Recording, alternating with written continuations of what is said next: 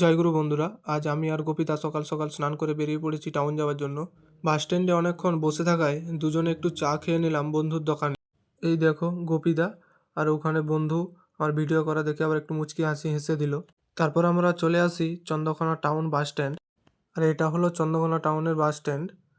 তো বন্ধুরা, আমরা কোথায় যাচ্ছি সেটা জানার জন্য তোমরা ভিডিওটা অবশ্যই দেখতে থাকো লাস্ট পর্যন্ত।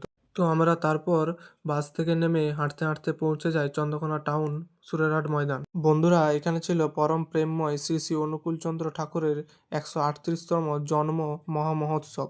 আর আমরা হলাম অনুকূল ঠাকুরের দীক্ষিত। তো সেই জন্য আমাদের বাড়ির সামনাসামনি এত বড় বিশালভাবে তার উৎসব হচ্ছে, আর আমরা সেখানে যাব না তা কখনো হয় বলো? আর এখানে বিভিন্ন জায়গা থেকে প্রচুর মানুষের সমাগম হয়েছিল। দেখো বন্ধুরা, ঠাকুরের এই মন্দিরটা কত সুন্দরভাবে ফুল দিয়ে সাজিয়েছে। তারপর আমরা তাড়াতাড়ি করে প্রণাম সেরে ওখান থেকে বেরিয়ে আসি। তো বন্ধুরা দেখো, এখানে সব ভক্তদের প্রসাদ বিতরণ করা হচ্ছে।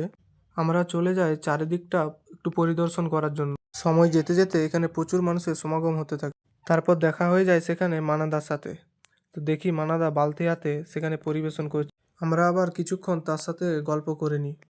তো দেখো বন্ধুরা, এখানে কত বড় বড় কড়াইয়ে প্রসাদে রান্না করা হচ্ছে। এরকম 5টা কড়াইয়ে রান্না হচ্ছে। তারপর এখানে সমস্ত প্রসাদ স্টক করে রাখছে।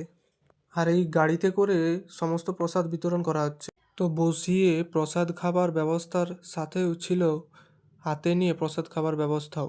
তারপর আমরা প্রসাদ খাবার জন্য বসে যাই। তো দেখো, প্রসাদ খুবই সুন্দর ছিল সেখানে। তারপর সেখান থেকে চলে এসে দেখা হয়ে যায় গোপীদার ফ্যামিলির সাথে। সব কিছুর সাথে সাথে সেখানে ব্যবস্থাও ছিল ফ্রি মেডিকেল ক্যাম্পেরও, ও নানান ধরনের ডাক্তারি ক্যাম্পও, এবং ফ্রিতে ওষুধ পাওয়ার ব্যবস্থাও।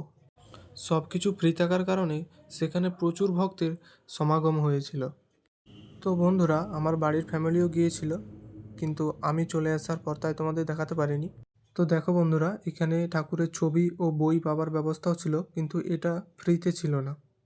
তারপর আমরা বাড়ি আসার সময় দেখতে পাই ওখান থেকে একটি বড় ফানুস ছেড়েছে। তো দেখো, জয়গুরু বন্ধুরা, আজ এই পর্যন্তই।